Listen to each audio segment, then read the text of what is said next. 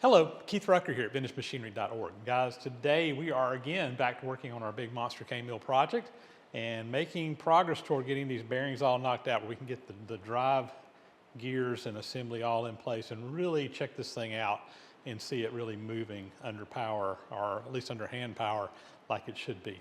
So where we left off on this project before is we've got our bottom bearing shells poured in here. I've still got to pour the Babbitt in the tops of these bearings. I got the bearing halves over here. We need to get prepped for this. I got to get shims made. We've got to get the pouring mandrel put back in here, get all the spacers and shims and damming and all that stuff put back on, and get in here and get these bearings poured on out of there, and hopefully get this project moving on along closer to the finish line. So with that, let's get in here and get at it. So I've got my 4 bearing caps just kind of laying in here right now. One thing I will note is there's 2 different styles of bearing caps over here. You got the one here with the ears, and then you got the one over here that are solid. Don't know exactly what's going on there. The interesting thing is that all the parts on this mill have part numbers, PD9. This is PD3. These castings down here, PD2. So everything is numbered with a part number.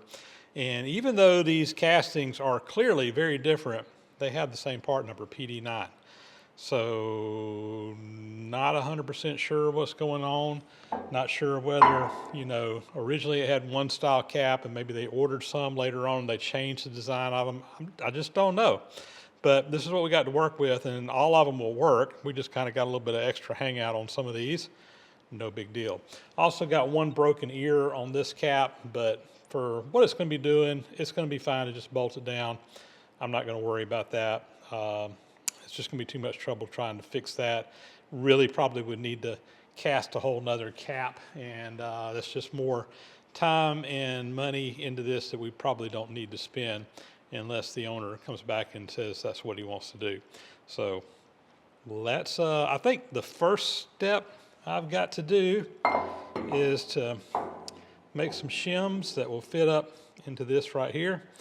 And I think I'm going to do it just like I did the last ones I did, and actually use my little laser cutter that I've got to cut that out of some gasket material, which is what I tend to use for shim stock on these Babbitt bearings.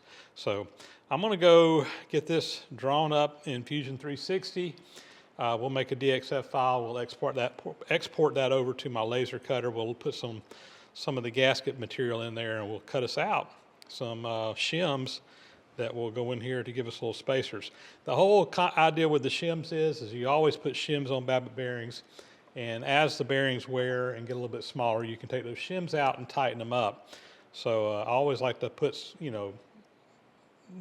eighth of an inch of shims or something like that in these Babbitt bearings, just so that you can tighten them up as needed as they wear down. So, all right, let's get in here and see if we can't get us some bearings poured. All right, I started by just sketching this out. So it's 7 inches end to end, 1/2 inch here, 2 inches from here to here. We got a 1 inch hole, and then this is a 2 inch diameter circle around here, and these are 1/2 inch radiuses in here. So I think I got what I need to go sketch that out in Fusion 360, and from there we can get it over into my laser cutter and cut some shims out. So I drew my spacer out in Fusion 360, and I just kind of nested some together here to cut them out. This is enough to do half of them. I'm going to need a total of 12. That'll cut out 8. You can see from the camera in the background, I got my gasket paper back there, kind of laid on there. It's not a perfect fit, but it's pretty close.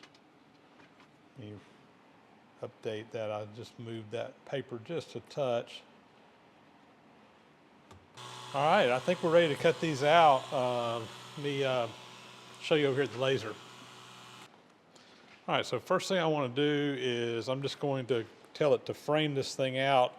Basically, it's just going to run the laser around the perimeter of the area we're going to cut out. We just want to make sure we got material up underneath that. And it does. So I think we are ready to cut. So I'm going to shut the top here. That just kind of keeps the laser out, and we'll say start. Here we go.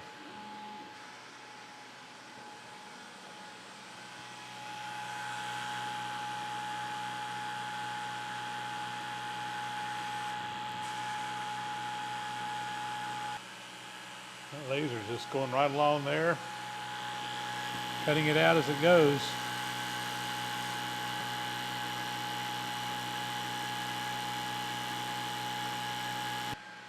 All right, we got our gaskets cut out. I'll push that out of the way right now.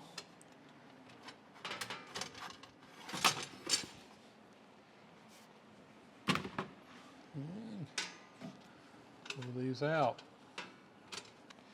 I'm going to go test fit those, make sure everything fits like they should, and I need to cut out another batch, and I'm going to speed up my speed rate on this next one, make them cut a little faster. I think that was a little slow. So once again, we'll be using our little spacers here like we did before that kind of fit right down in here and sit on that shelf, and they block the ends of these and kind of contain the babbitt. So we're going to put our pouring mandrel in here and get those set up on there to get her going. So let me get this going here. Ooh. All right, so I'll come in here with our mandrel. We'll slide our spacers in. We'll put the outside spacers on as well. We're going to have to get in here and further dam all this stuff up. All right, so I need to get that one sealed up and get the cap on the other side and get it sealed up. Got my shims cut that are going to fit in here like such. I'm using 2 on each side.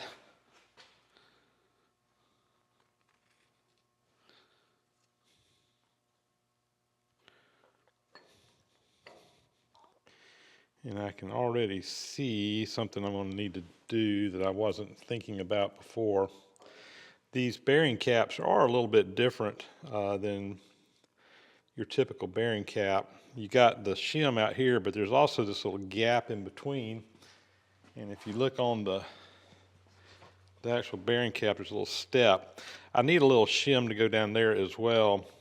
If for no other reason, I just don't want that area to fill up with babbitt. It needs to be a spacer in there, or something to kind of keep that from filling up so that we don't, like I said, fill all that area up with babbitt. So let me see if I can come up with some spacers. I may just have to cut some over on my laser real quick to fit down in there, and then we'll get the bearing caps on. I just cut out some little spacers to go down in here. Just did this again over on my laser cutter.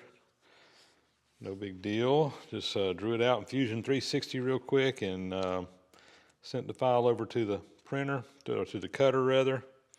And we got spacers in there. And the whole purpose of these spacers is just to keep that babbitt, keep a layer between the two so that when the molten babbitt gets down in there, it doesn't try to join up or go down into that other gasket down below it. So it's just a spacer.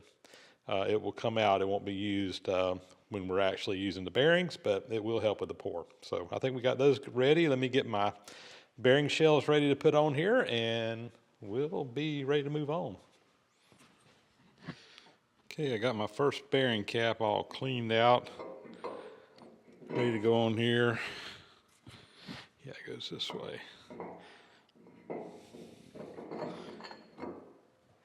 And that looks good. We're going to have to get our seals around our plugs there, but that looks good. I'll get some bolts and bolt this down. Let me get the other bearing cap ready to drop on there, and making progress here. Well, I had to do a little grinding to the inside of some of these covers to get these flanges to fit up in here, but we've got them all fitting good now. I think we're ready to bolt these down. So Looks like the threads, I can see are stopping a little bit short, so I'm going to put some washers in here. And I had to grind a little flat on these washers just to get them to fit up on there because that little bevel starts coming up. But we'll put one on each one here, and these are 7/8 inch nuts. I don't remember the thread size, or thread pitch rather, but 7/8 inch coarse thread. And of course that one wants to be stubborn. I may have to get a die and run down on a couple of these to get them going.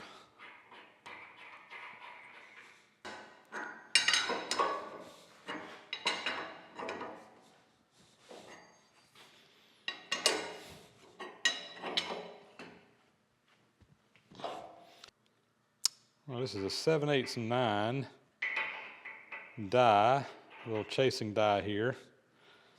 And we will see if we can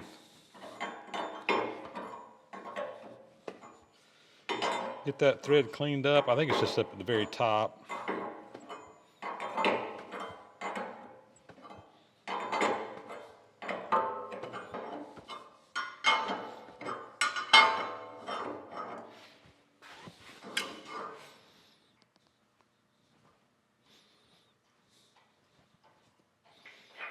All right, let's try that.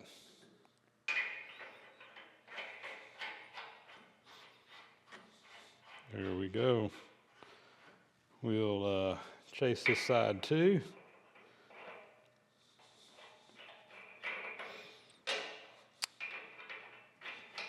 And there we go, easy peasy.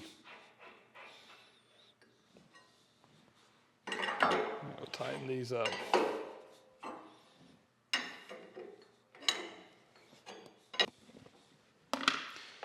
All right, I got my mold pack again, and just like before, we did the bottom halves. I'm going to put a little thin layer of this in that little area between it. That seemed to work real good when we squeezed those together with the clamps.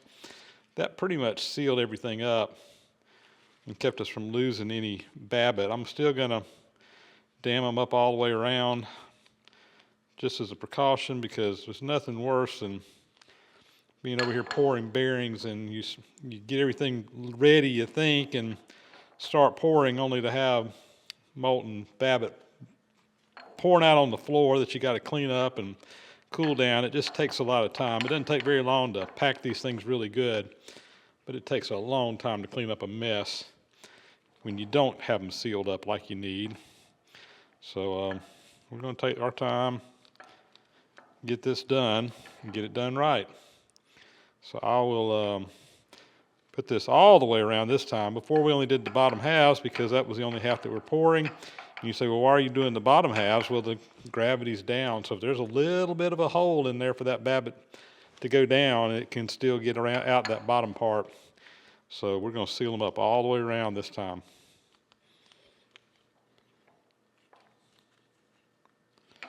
All right, we got that sealed up all the way around. We'll squeeze it in there, and when we take the clamp and pull them together, that will hopefully squeeze it out. I need to do the same thing kind of on the inside one here. We'll get it out, and I'll just work my way around it and get it going too. All right, let me get this sealed up, and we'll be back.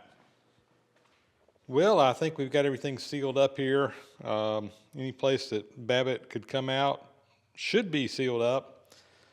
So I think we're ready to get my babbitt melting, get these shells preheated with the torch, and do a pour. Let's give it a try. And here we go with the heat. Get these bearing caps warmed up. Trying to direct as much heat as I can down that pouring hole to get some heat in the mandrel as well. We'll go ahead and get these heated up.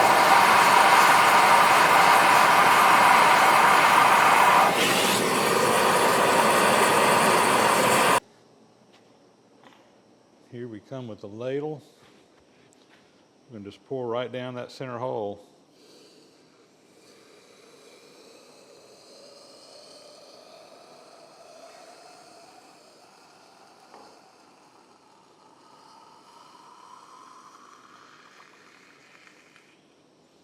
There we go. Let that one cool down, and I get my other one ready to pour. And here we are with our second.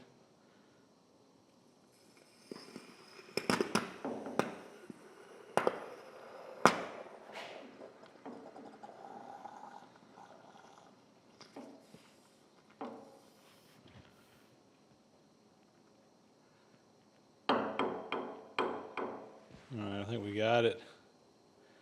This one didn't have any air holes for it to kind of exhaust out of. All right, we have let these bearings cool down actually overnight. So I want to go ahead and get in here and pull these caps off and see what we got. I've already taken the clamps off and taken off some of the damming material there. Put it back in the bucket so we can reuse it. Let's get these nuts off. And probably gonna have to get a pry bar or something and pry those caps up, get them loose, and take a look at them, and probably do a little scraping, a little massaging to them, and hopefully we'll be in good shape.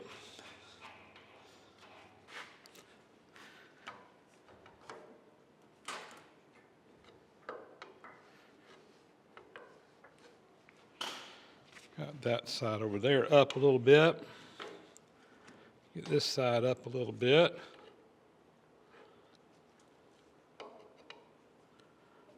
And see if we can pull that off of there. Yeah. All right. Yeah. That bearing looks acceptable. I'm going to just kind of put it right back in there for the moment. Just thought of something I had forgotten to do. I wanted to mark these bearings down here, put some witness marks on here so I know which cap goes on which one in which orientation, so if I take them back off, I can get them back on. There's actually some punch marks on the main casting, but I did not see any punch marks on the bearing caps themselves, but we're going to put some matching punch marks on there so that we can get these back in the same place later on. So I don't know how well you can see this, but there's 3 punch marks there. There's 4 on the one behind it. There's 1 and 2 on the other ones. I'm just going to put a set of corresponding punch marks on these bearing caps so that we can match them up. 1, 2, 3. So there's 3 there, there's 3 there. Pretty common way of marking these when people take things apart. I'm gonna go around and get the other ones, or this one up back here in the back as well. And we'll finish taking them off after that.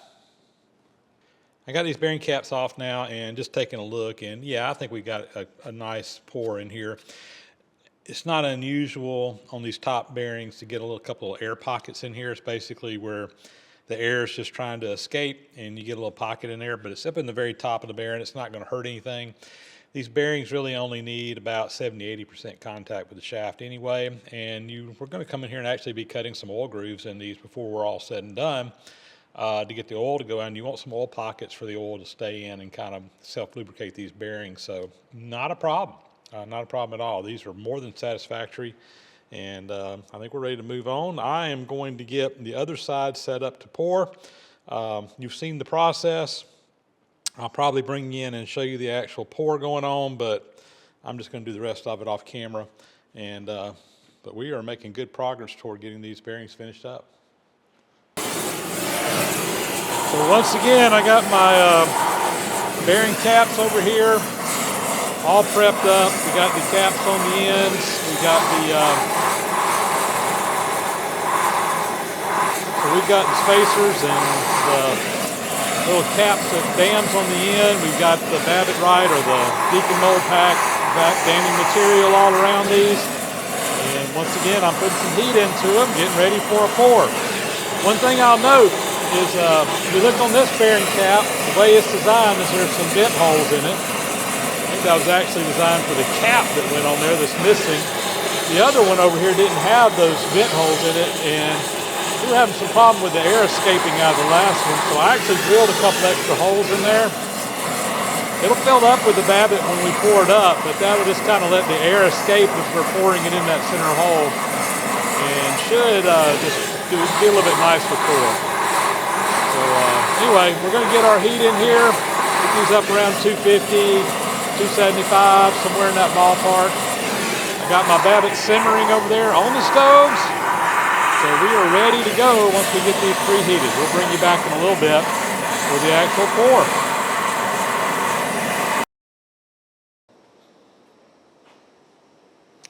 Here we go with our first pour.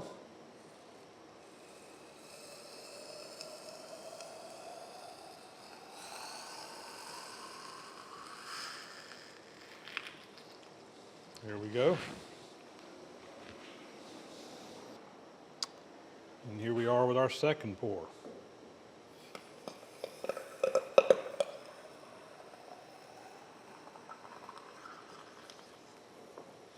All right.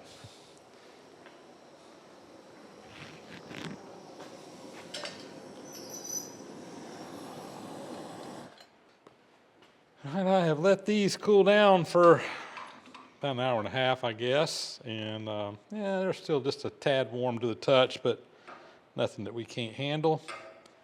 So go ahead and get these taken apart and see how they go. Hopefully we'll have another successful pour here, and we can move on to the next step and be done with these Babbitts, at least for now.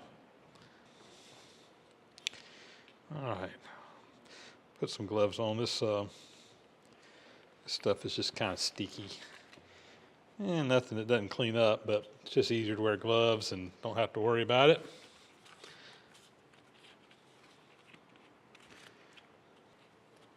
Hope we got good pours here, because I am ready to get this drive assembly put back on here and kind of try it out, turning all this by hand with the gear reduction.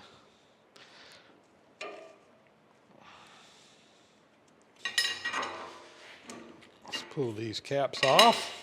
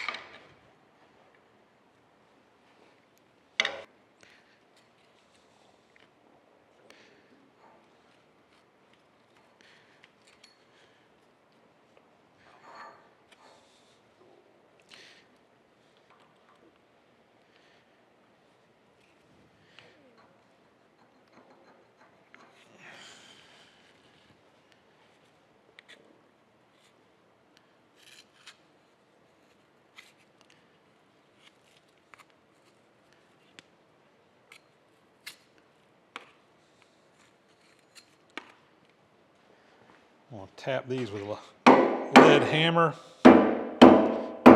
Just kind of see if I can jar them loose a little bit. That one's moving around. All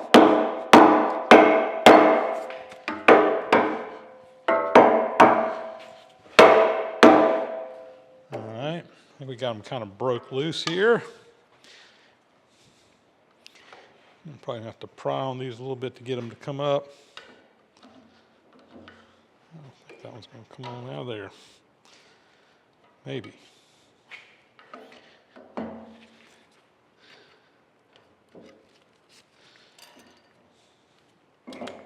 Here we come. Nice pour.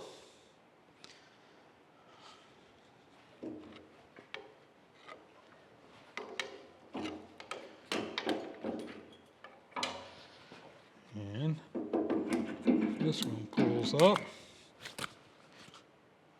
And got a couple little folds in here, but nothing too bad.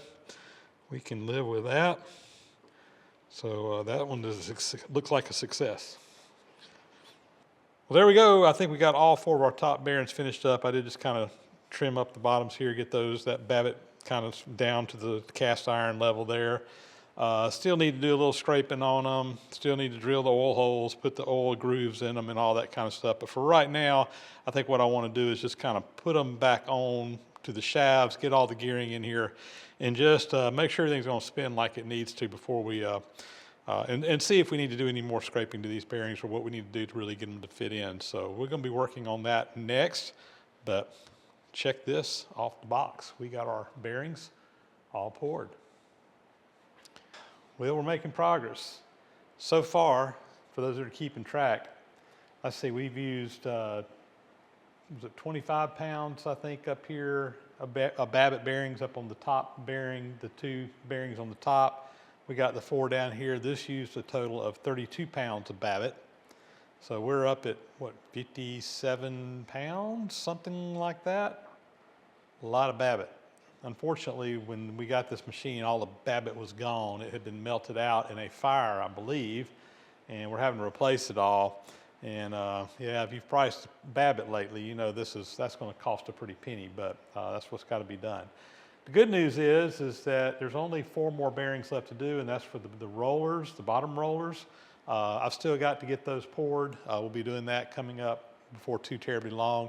But those are only half bearings. They're not clamshells, or not both sides. There'll only be a bearing on one half, so shouldn't be a whole lot more in those, hopefully.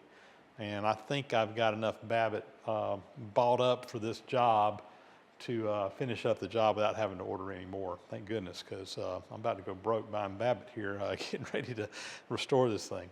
So anyway, that's where we are.